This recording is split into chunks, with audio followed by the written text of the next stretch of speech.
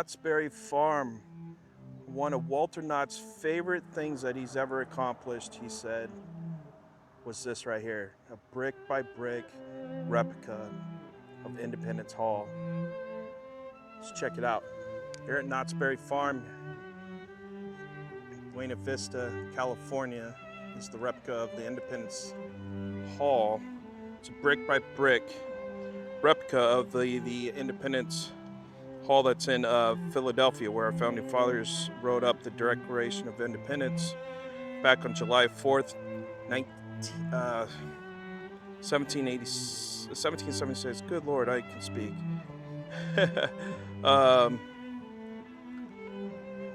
This place is right next door to Soak City, which is a water park here at Knott's Berry Farm. And Knott's Berry Farm is out in that direction right there. But it's all on the same property. Knott's had this built in 1966. It was opened on July 4th, 1966. He claimed to be one of his greatest accomplishments ever. The bricks were specially made to look a little bit aged to match the Independence Hall in Philadelphia. To see what's inside Independence Hall is the Decoration Chamber. This is the centerpiece of the replica, where visitors can experience the sight and sound of the presentation of the debates of our founding fathers making the Declaration of Independence and when they signed it. There's a replica Liberty Bell. It's weighing 5 pounds less than the 2,080-pound bell. It was created by Bud Hubert, I believe is how you pronounce it. He was also the one that did the mine ride over at Knott's. The bell crack was intentionally manufactured by using a torch.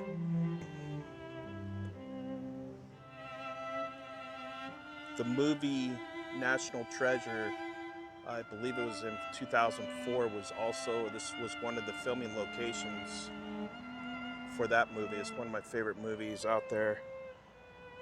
This is open every day but Christmas between the hours of 10 a.m. and 4 p.m. Let's go check it out.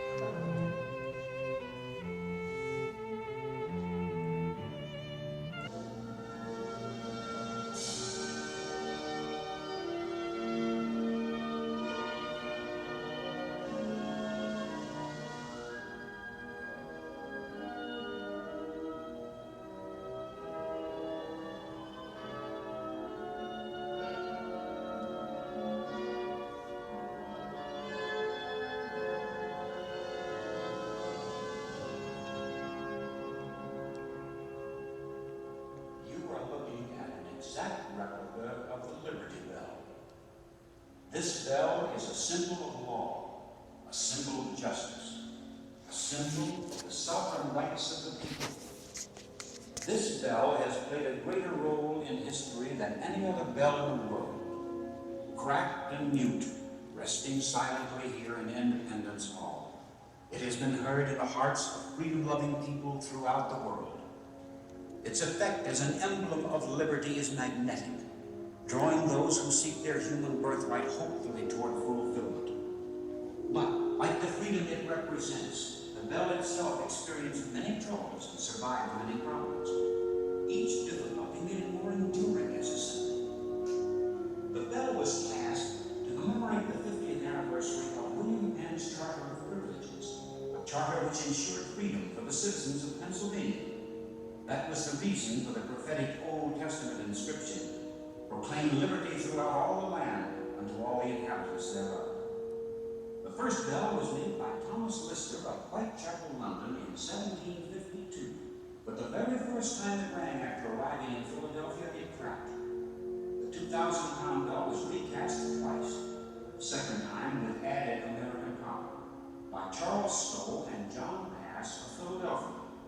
They did their job well, for Philadelphia rejoiced when their bell was finally hung in place in the Pennsylvania State House. the building we know as Independence Hall. It rang out to announce occasions of joy and sorrow, or to summon citizens to the public square to hear news. It spoke for the people and to the people. Its mighty tones became a voice that truly proclaimed liberty throughout all the land, unto all the inhabitants thereof. The bell summoned the convention of the Philadelphia Assembly. It later bade Godspeed to Benjamin Franklin as he left for England in 1757 with a petition of grievances from the colonists. It rang muffled in 1765 as the Royal Charlotte with a protecting man-of-war came up the Delaware River bearing heated catch stamps. When the English Parliament forbade the colonists to manufacture iron, woolen goods, or hats, it rang forth a national rage. The bell rang muffled again when the British closed the port of Boston. But 9 months later it rang again, this time to announce how the Redcoats had been routed Lexington. It rang out loud and clear to announce the signing of the Declaration of Independence, for now indeed the great bronze bell was truly proclaiming liberty. Later, it rang in bereavement for the death of George Washington. It announced the election of Thomas Jefferson. Again in hushed tones, it sounded in mourning for Hamilton and Lafayette. On July 4th, 1826, it pealed forth the 50th anniversary of the signing of the Declaration of Independence. On July 8th, 1835, it was rung in memoriam as the body of John Marshall, the nation's fourth Chief Justice, was being taken from Philadelphia to Washington. The bell tolled out, stirring men's hearts and souls, and suddenly it crackled, never to peal out its wonderful messages again. Though the Liberty Bell is not a person, it is indeed a national hero that was born in our greatest hour, lived through our glorious youth, retreated, advanced, sang, shouted, fought, and fell in line of duty. The Liberty Bell is a national symbol, great like Washington, Jefferson, Lincoln, yet plain like any of us.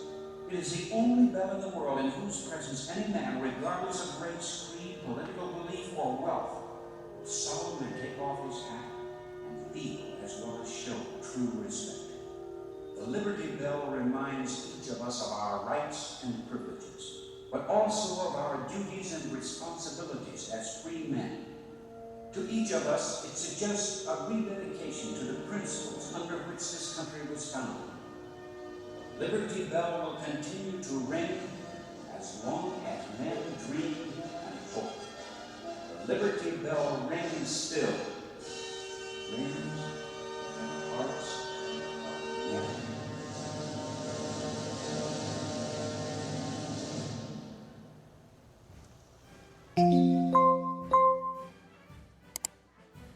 Wow, this is cool.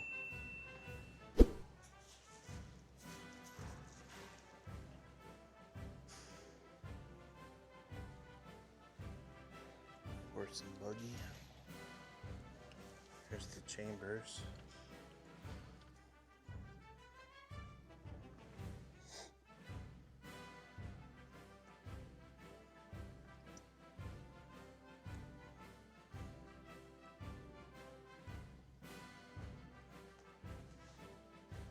Pretty crazy, man. Can you imagine living back in that time with our founding fathers?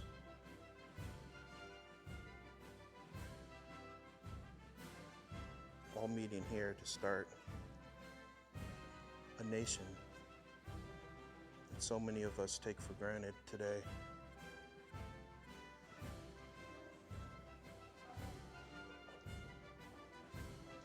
This coal first used in the Green Mountain Boys in Battle of Bennington. This flag was also carried by the Battle of Brandywine Battle. Wow, back in 1777. Crazy. Some pictures of our founding fathers.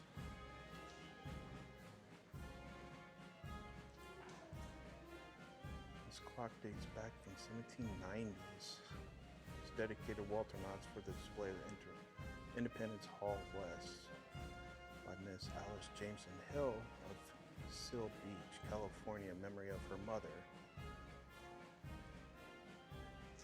An active patriot and state DAR leader in Minnesota. The clock has been in the Jameson family for many generations.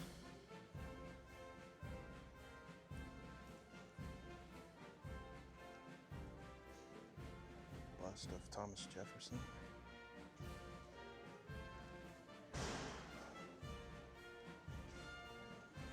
Look at here.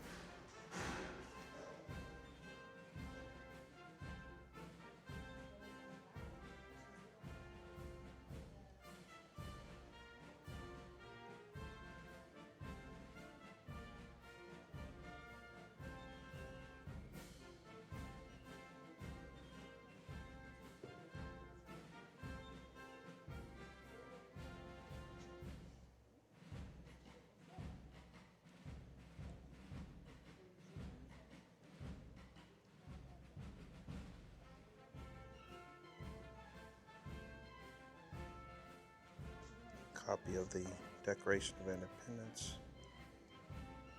Kind of hard to see.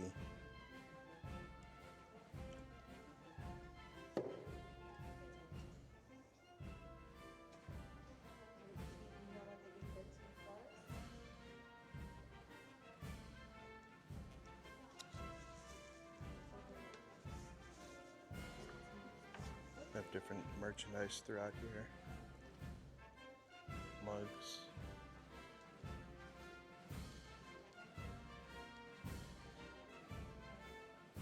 Liberty Bells. Thimble spoons. That's cool.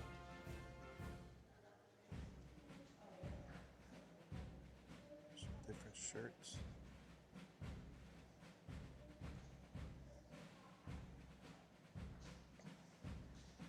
Classic Knott's K with American flag. $19. Not bad. Betsy Ross and George Washington. Star Spangled Banner.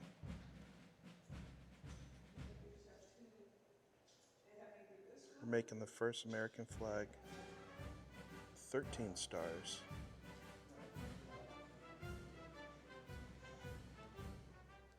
Declaration of Independence.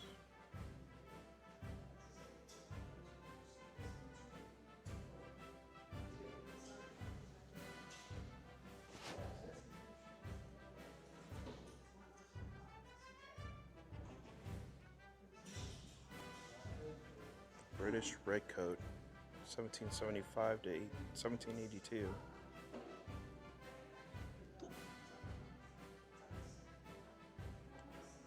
A private and drummer of a light infantry company of the 10th, 40th, and 42nd regiments of foot soldiers. Troops of these regiments fought widely throughout the Revolutionary War. The muskets are as a replica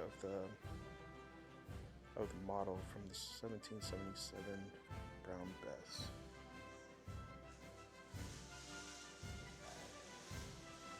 This arm was a standard weapon of the both British and American forces during the War of Independence.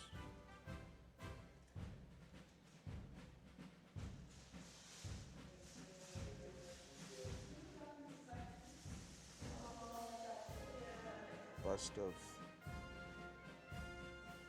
Benjamin Franklin.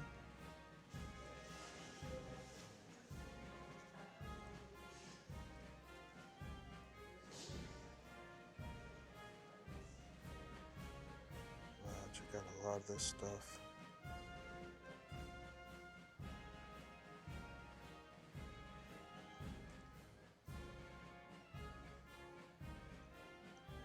I used to have a flintlock pistol, a replica of one. Used to shoot little blanks. Little toy one, I guess. 100 years ago.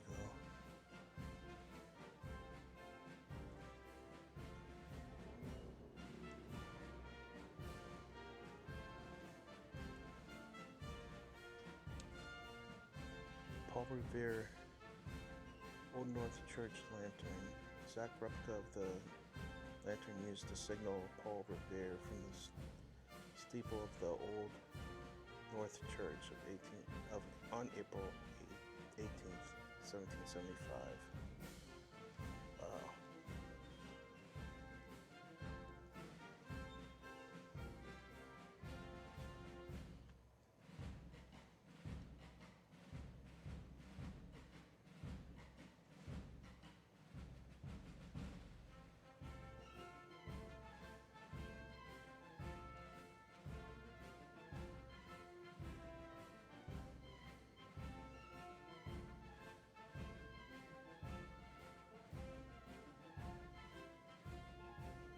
For a large copy of a few marginal repairs bound by 3/4 rose crushed Morocco.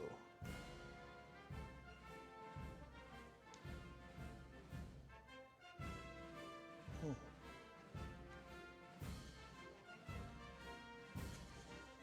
a bust of Walter Knott.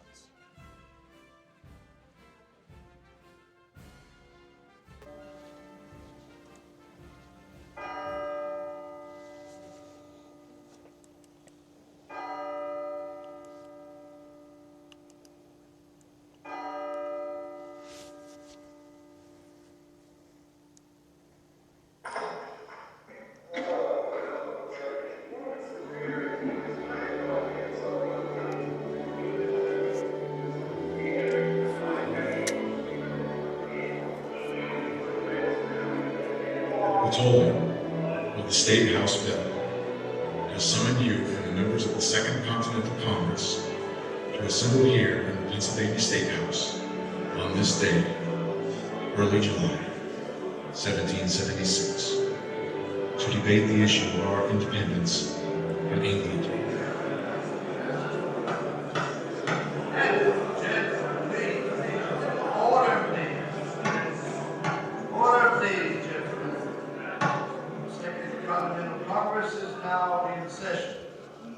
Chair recognizes Mr. Lee of Virginia.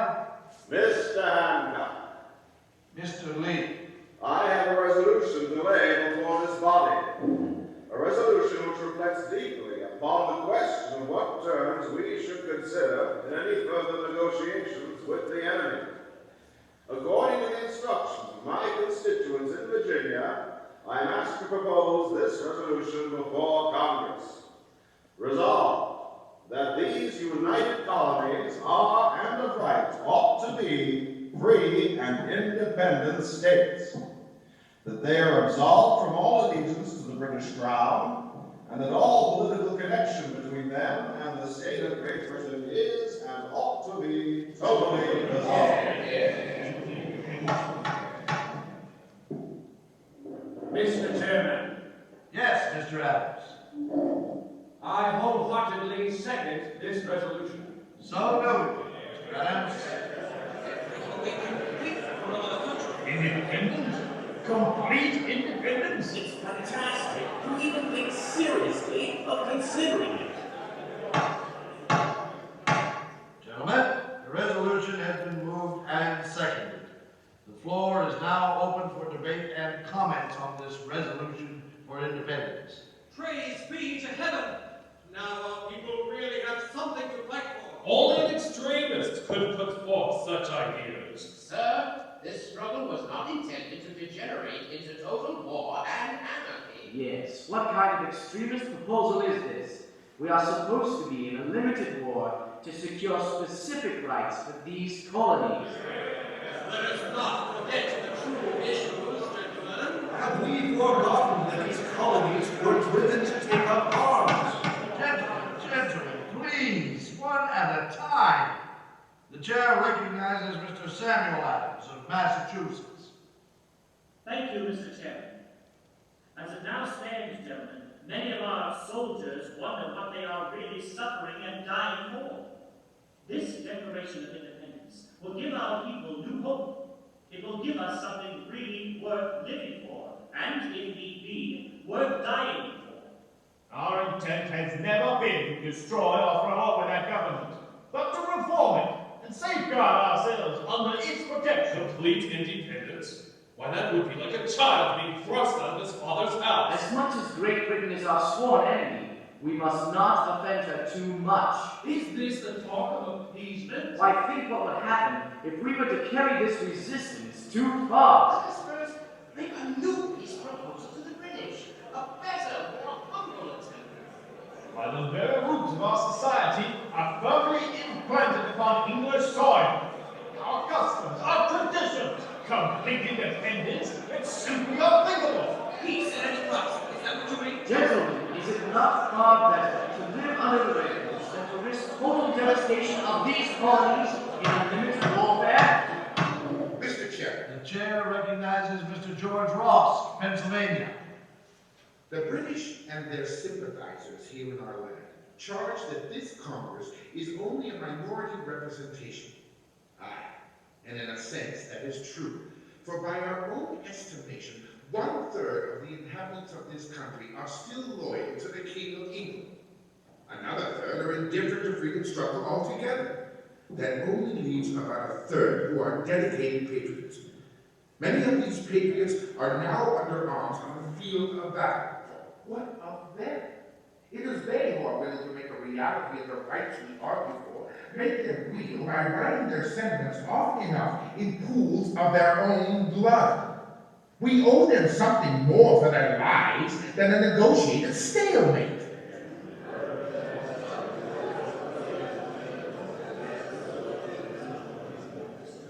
But gentlemen, I maintain that if we adopt this declaration, the British will lay waste to all our towns from sheer vengeance. Sir, I wish your sentiments for independence were as strong as your snuff.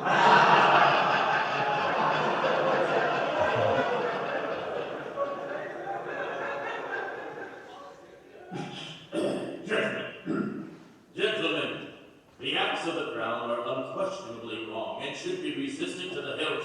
Nonetheless, we simply must continue our attempts to negotiate for a peaceful settlement to this conflict.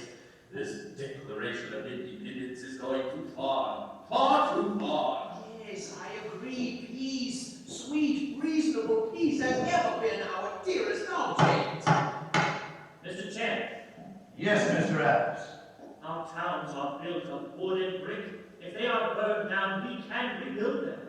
But if we ever allow our liberty to be lost, it will be gone forever. Gentlemen, Dr. Franklin has something to say. The chair recognizes Dr. Benjamin Franklin. Is there indeed any wisdom in going further in our negotiations for peace with our enemy? There is a little French fable that reveals the truth of this matter far better than any of my words. It seems that one fine day, a farmer assembles the tenants of his barnyard and with sweet solemnity says, "Dear animals, I have assembled you here to advise me with what sauce I shall cook you." "Cluck, cluck, cluck," exclaims an insurrectionary chicken.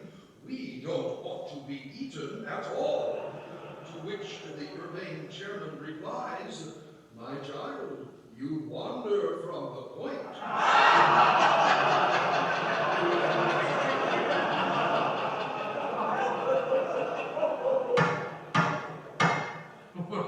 Well, gentlemen, it seems that the debate on independency can go on forever. Therefore, I will appoint a committee of 5 to draft a declaration and submit it to this Congress for approval. Mr. John Adams of Massachusetts, Mr. Roger Sherman of Connecticut, Mr. Robert Livingston of New York, Dr. Franklin of Pennsylvania, and Mr. Thomas Jefferson of Virginia. This Congress will stand adjourned until called by word of Secretary Thompson.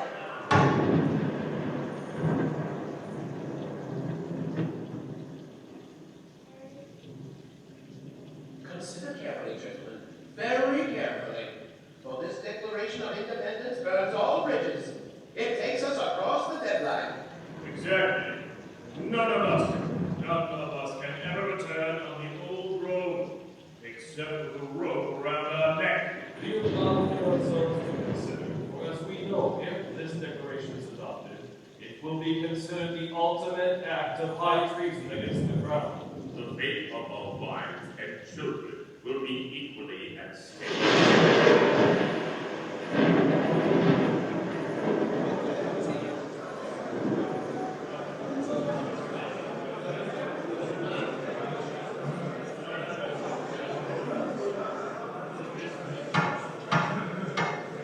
Gentlemen, Mr. Jefferson's completed draft of the Declaration of Independence is before you. We must now commence the vote. Mr. Thompson, you will call the roll and record the votes. If Delaware says yes, we will go along. Only if New York agrees will we consent. Well, if the majority seems to think it wise, we will concur also. As you know, defer it. There will be a better time. The idea is good, but the time may be premature. I say we must have more time to consider so serious a change. More attempts at negotiation.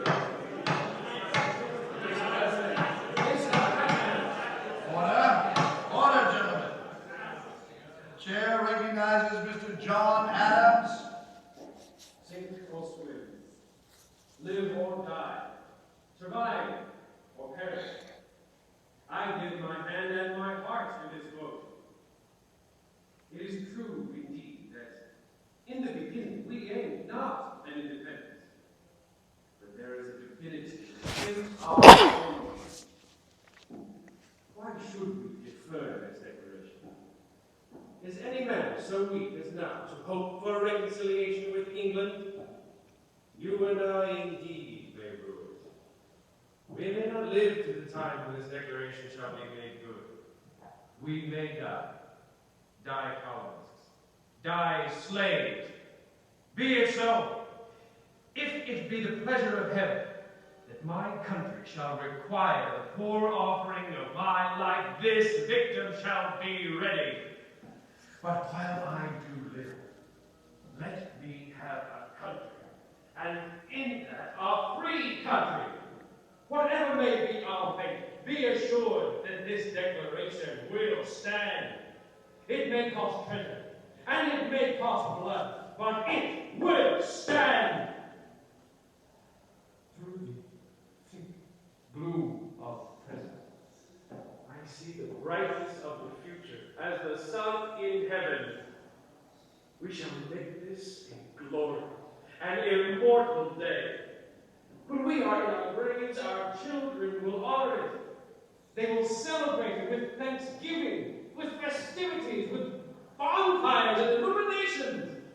On its annual return, they will shed tears, not of subjection and slavery, not of agony and distress, but of gratitude and joy.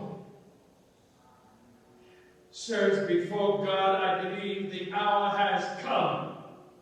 My judgment approves this measure, and my whole heart is in it.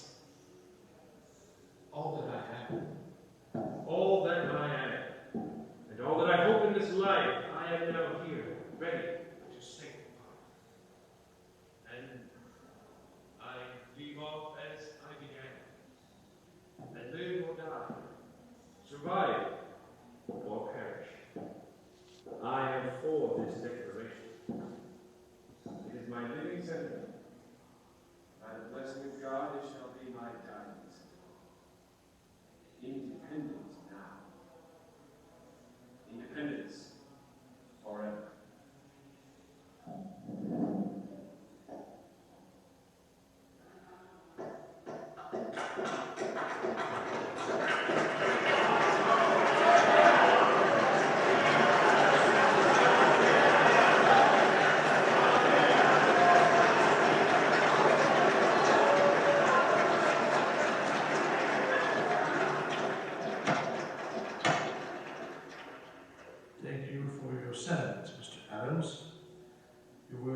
timely, well chosen. Gentlemen, the time has come to avow our belief in the future of this country and cast our votes on this declaration. Be advised that we must be unanimous. We must hang together on this issue. Or most assuredly, we will all hang separately.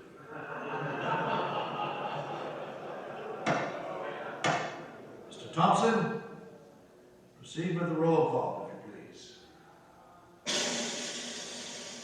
New Hampshire, New Hampshire, vote aye.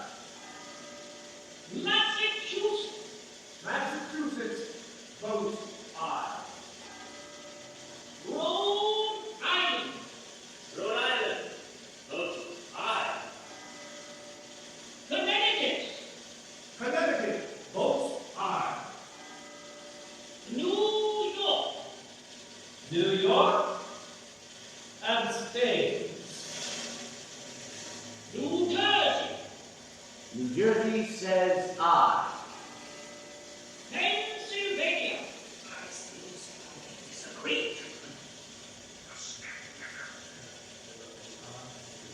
Pennsylvania. Pennsylvania vote aye. Delaware, Delaware votes aye. Virginia, Virginia proudly says aye. Maryland, Maryland votes aye. North Carolina, North Carolina votes aye. South Carolina, South Carolina says aye. Georgia, Georgia votes aye.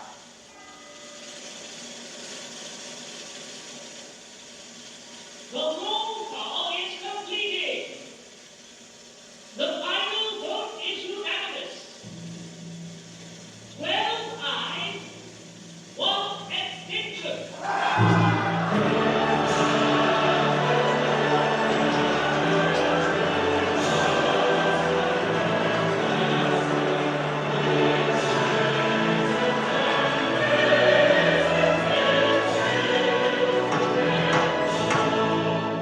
The Declaration of Independence has been accepted without a single dissenting vote. And by this action, we have pledged for its support our lives, our fortunes, and our sacred honor.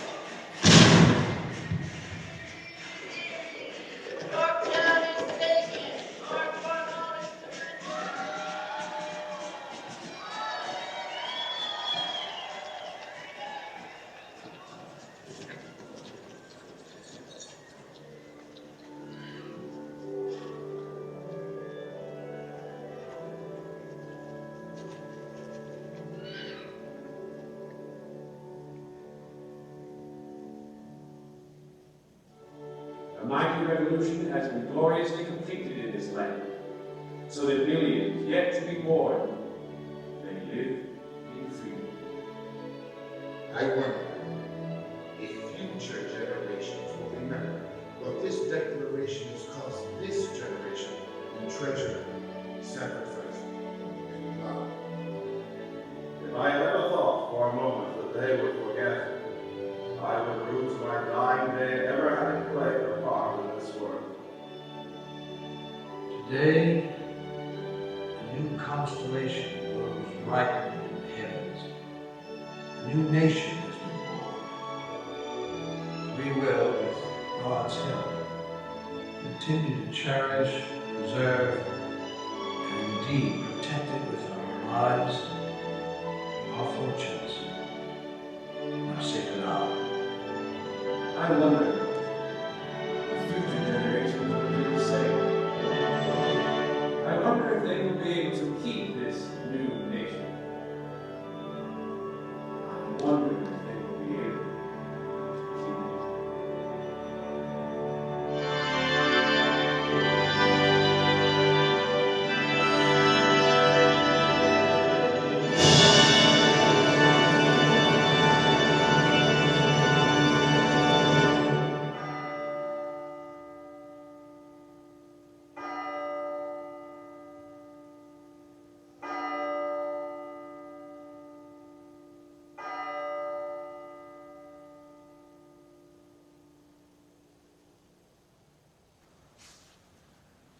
All right, that'll do it for this video. Something real close to my heart, man. I've always been into the Revolutionary War and our founding fathers. It's just amazing. My father was really into the Civil War era, but I always was fascinated on how we became a nation and the courage of standing up to Britain, you know, and becoming a nation. And we've evolved over time. So incredible. So lots of love. If you can do me a favor, if you can hit that thumbs up button, subscribe, and share the link. I greatly appreciate it. And if you've been here before, please share in the comments below. Lots of love. Peace.